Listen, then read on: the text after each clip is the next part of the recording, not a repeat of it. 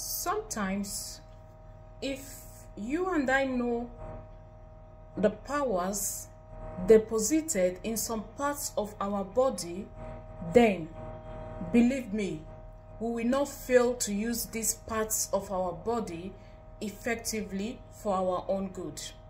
Welcome. Thank you for always stopping by. I appreciate you. Thank you so much. Please, if you haven't subscribed, could you please kindly click the subscribe button? And if you have subscribed, Gloria Chizio is saying thank you. Thank you. I appreciate you. I appreciate you so much. I thank God Almighty, He who created each and every one of us in His own image and likeness. So today, let's talk about one part of our body that probably you don't know how you can use it to maximize your own life, that probably you have seen or heard someone use it against you or against someone, and you call them bluff, especially if you are guilty. Now, just like the tongue, the mouth, there's power in your mouth, there's power in your tongue, you've always heard about, it's not only the tongue that has spiritual significance or power or secret in it. One other part of your body that also has powers deposited in it by God, by the universe, is your fist, your hand, your palms, whichever you want to call it. Now, let's talk about how you can use your fist to change your life. Very effective if you do it consistently. Have you heard of, I'm going to tell us 2 ways how you can do it perfectly to get a perfect result.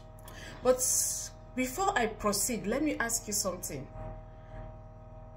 Have you seen someone, or have you offended someone, and the next thing you saw them do is they hit their fist on the ground angrily, and you actually know that it hurts. It hurts when you do that. They hit their fist on the ground angrily, and they spoke some ways. That is no joke. They are connecting with the ground, the power of the sand, the power of the ground. That was a very powerful thing that has been done, but you don't know. You see it as a mere thing physically. After all, not be just ordinary hand they hit for ground. It's not ordinary hand. Especially if you are guilty of whatever it is that is making them angry, or that is making them hit their fist, their palm, their hand on the ground. If you're not guilty, go about your day. Or if you know you are guilty, okay, let me take for example, there are a couple of persons in a house, in a room, and something is missing, and you know you're the one that picked this thing. Then this person asks, who took my pen? Who took my pen? No one answers, and out of anger they say, okay, and this, they hit their hand on the ground. You will see what I will do. This, even if they don't do anything, you see that hand they hit on the ground. Please find a way to just go and tell them, I am sorry, I did it, please forgive me. And if you can, tell them to reheat that hand on the ground and say a word of, you know, you must have gotten their forgiveness before you start talking about them reversing what they say and also hitting their hands on the ground. Now, this is just, I'm just trying to make you understand what it means. But let's talk about how you can use it prayerfully by the grace of God to overcome. Are you encountering some things in your life? Nothing seems to work? Or do you want to judge your enemies? Do you want to judge your enemies? Judgment is for God, we know. But when you pray and you ask God to destroy the works of your enemies, to do this, you are judging them in the right way. Now, do you want to judge the enemies of your life? Maybe someone or those that are doing some things and all that. See, there are times you need to exhibit this holy anger, not always, but sometimes you need it. Now, while you are speaking, especially in the morning, standing barefooted, while you are speaking, saying, pouring out your heart to God, speaking out your heart to God, or speaking out your heart generally. Now, take for example, you hit your hand on the ground.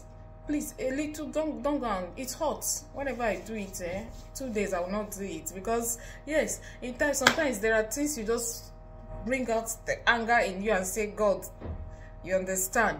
So you hit your hand on the ground, your fist. Some people say it's fist, some people say it's palm. Anyone, you understand it. You hit your fist on the ground and say, from today on, you this, I put an end to you. From today on, this, that. You are hitting your fist. You are connecting with the ground, the power of sand, the power of the ground. Sand, soil, or whatever you call it, has its own very powerful energy. I don't know if you understand. This is like a very powerful judgment. You can be praying in the Christian way and hitting your hand on the ground. From today on, any man that said that will not succeed. From today on, anyone that is pouring some sand in my gari. You understand what I'm trying to say? You know, as if they do you, you know what is bothering you. Maybe you are praying, you are having a midnight prayer and all that. Hit your fist on the ground. You let your word enter the ground. Let your words connect with the ground. You are speaking, you are hitting your fist on the ground. You are giving authority.